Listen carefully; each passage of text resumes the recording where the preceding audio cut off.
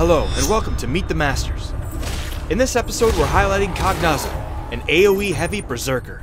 Cognazo is a gladiator from the world of Kareth, who uses the chains that once imprisoned him to wreak havoc on the Sind. As a melee berserker, Cognazo is most at home in the middle of the enemy team, swinging a deadly flail around his head and keeping enemies locked down. Cognazo's weapon is Kareth's Fist, which consists of a chained ball and a hook that he swings around his head to deal AoE damage with every swing.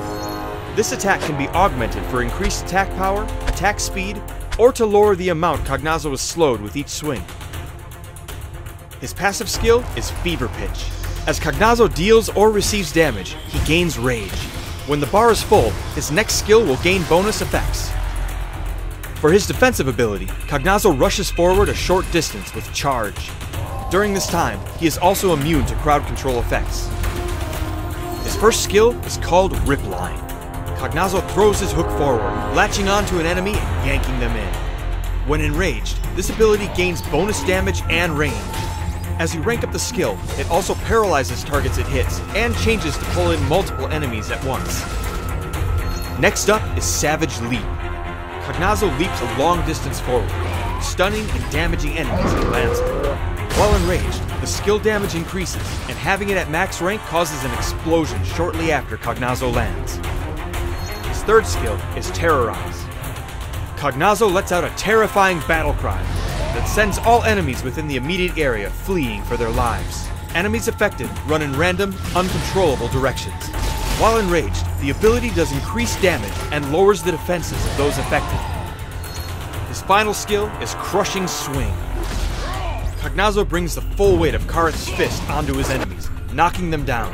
If he's enraged, the damage is increased, and the skill also drains the enemy's stamina. At max rank, enemies hit are also immobilized for a short while after the attack.